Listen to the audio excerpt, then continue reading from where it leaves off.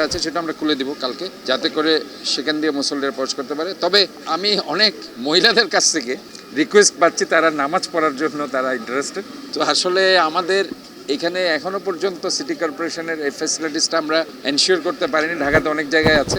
তো আমি চিন্তা ভাবনা করছি এখন আসলে একদম লাস্ট মোমেন্ট, তারপরেও যদি সেকেন্ড জামাত যেটা 8:45 সেই জামাতেও যদি আমরা পিছনের একটা অংশে তাদের কিছুটা প্যান্ডেল দিয়ে জায়গায় অথবা কাভার্ড করে জায়গায় করে দিতে পারি, সেটা আমরা চিন্তা ভাবনা করছি। এটা আসলে অনেক মহিলা টেলিফোন করেছে, তারা আসলে নামাজ পড়তে চায় জামাতে। তো এই জিনিসটা আমরা চিন্তা ভাবনা করছি, দেখা যাক শেষ পর্যন্ত কি করা যায়। সিটি কর্পোরেশন আমাদের তো তত্ত্বাবধানে অনেক ঈদগাহ জামাত হচ্ছে কালকে, আমরা জানি সিটি কর্পোরেশন তত্ত্বাবধানে না হলেও 15 থেকে 20টা জামাত হবে কালকে। আর কালকে যেটা এখানে যেটা প্রধান দুটি জামাত, একটা 8টা আর একটা 8:45। সকাল 8টা আমাদের প্রধান জামাত, প্রথম জামাত, আর 8:45 আমাদের দ্বিতীয় জামাত।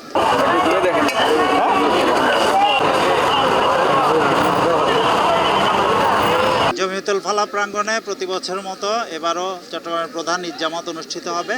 এটি মূলত হয়ে থাকে সিটি কর্পোরেশনের সার্বিক ব্যবস্থাপনায় এবং সিএমপির সার্বিক নিরাপত্তায়। তো সিটি কর্পোরেশনের সার্বিক ব্যবস্থাপনা তদারকির জন্য মাননীয় মেয়র মহোদয় নিজে এসেছেন।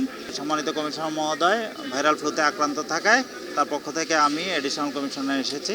আমি মনে করি এবার সম্পূর্ণ উৎসবমুখর পরিবেশ বিরাজ করছে, কোনো ধরনের কোনো নিরাপত্তা ঝুঁকি নেই। তারপরও আমাদের পক্ষ থেকে সর্বোচ্চ নিরাপত্তা ব্যবস্থা থাকবে। আমাদের অ্যাডভান্স সুইপিং টিম পুরো মসজিদ প্রাঙ্গণটি সুইপিং করছে। আগামীকাল আমাদের archway gate, handheld metal detector সহ প্রতিটি এন্ট্রি পয়েন্টে পর্যাপ্ত নিরাপত্তা ব্যবস্থা থাকবে। তাছাড়া বাইরেও পুরো এলাকাতেই আমাদের সার্বিক নিরাপত্তা এবং পর্যাপ্ত ট্রাফিক ব্যবস্থা থাকবে। আর এই প্রধান ঈদ জামাত ছাড়াও মহানগরীর যে সমস্ত স্থানে যেসব জায়গায় ঈদের জামাত অনুষ্ঠিত হবে সব জায়গাতেই আমাদের পর্যাপ্ত নিরাপত্তা ব্যবস্থা থাকবে।